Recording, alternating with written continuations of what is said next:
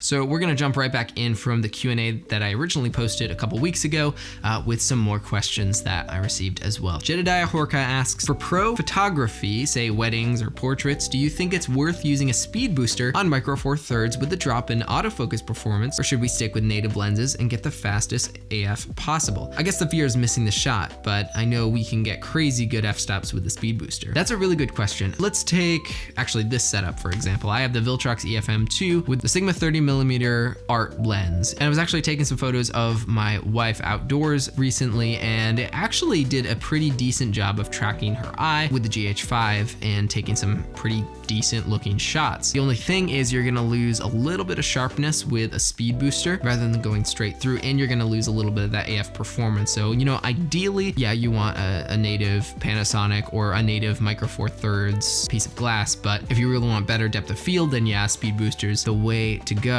Maybe if you're shooting portraits that aren't weddings, you could get away with a speed booster on Micro Four Thirds for photo, but I would say for weddings, I just think that's a little too risky for me. So I would say if you're not shooting weddings, then absolutely, if you're doing photography with a speed booster, go for it. But if you are shooting weddings, I would definitely go with a more native Micro Four Thirds lens, or just move up to an APS-C Canon or something like that. Maciej Kobus asks, what are your favorite YouTube channels? That's a very good question. They kind of fluctuate as the time goes on. It really all depends on where I'm personally at and what I'm interested in learning or watching or something like that. Right now, a smaller channel that I'm getting into is, I actually mentioned it in the last Q&A, is Of Two Lands. One thing I really like about them is I know that they're filmmakers outside of just making YouTube videos. It's really nice to know that they've got work to back up what they're saying when it comes to filmmaking advice in a couple of their videos. Their sample footage is probably some of the best sample footage I've really seen in a while. And one thing that I like about it is they don't use, or at least they don't overuse from what I've seen,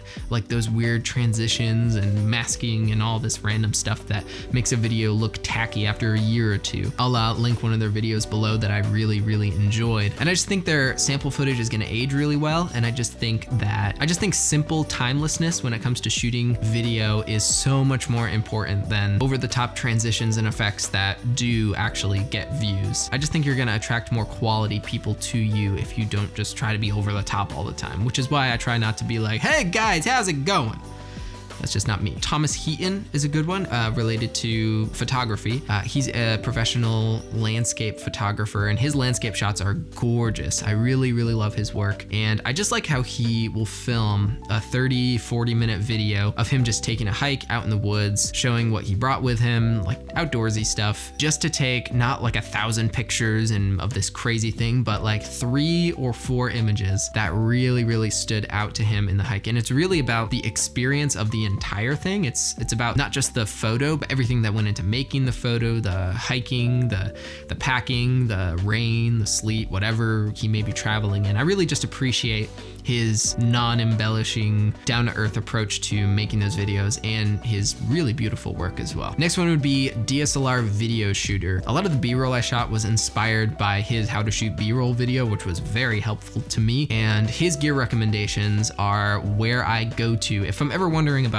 any camera or lens or something significant. I go to Caleb if I'm looking for a very well put together educational video on a piece of gear where he's gonna share his actual opinion about it, have just very insightful information about whatever he may be covering that day. Another thing I really like about him that's not his channel is his guides. I actually just purchased the GH5 guide for this, and when I got my G85, I purchased the G85, which is only like 20 bucks. So if you have a G85, I'll link it below. It's a really phenomenal way to get started with setting up your camera and learning little things that you didn't know were there. So I would highly recommend his guides. All right, last one I'm gonna mention is Levi Allen. I really like him a lot for his filmmaking style and the fact that he tracks each year and throughout the year his filmmaking progress, which is kind of where I got the idea for my channel and sharing, whether it be monthly or every other month, the progress I'm making with the channel and with my filmmaking business outside of YouTube. And I really appreciate Levi for that honesty and that sharing actually what's going on and not really overdoing it and saying things are amazing and things are just raking in the money or something like that. He's just honest, and I really love his Untethered documentary, which I'll also link below. So go check check out Levi Allen. His style is something that I really appreciate, and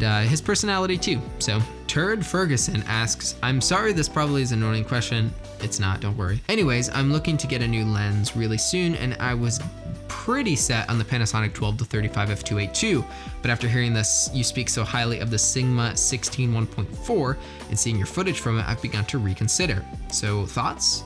Oh, and I'll probably be shooting video with whichever lens, short films, etc. And this is on a G85. If you can handle having just one set focal length in the 16mm f1.4 Sigma, which would be a 32mm, I would highly recommend you go in that direction. It's really sharp. The depth of field is really great, and you have the flexibility of that 32mm focal length to either get close to somebody and get some really nice subject separation, or you can back up and get some nice establishing shots as well. So if you only want to have one lens and you care about depth of field and low light, that 16mm is going to serve you very, very well. If you want something that is really good for a ton of different situations and you want that extra bit of image stabilization in the 12-35, but I think it's like double or triple the price, you're going to be sacrificing a couple stops of light with the f2.8 on the 12-35, then I mean it could be still a good option for you, but in my opinion, I would say the 16mm f1.4 for the price, the optical quality, and just the image that comes out of it is just really, really gorgeous. So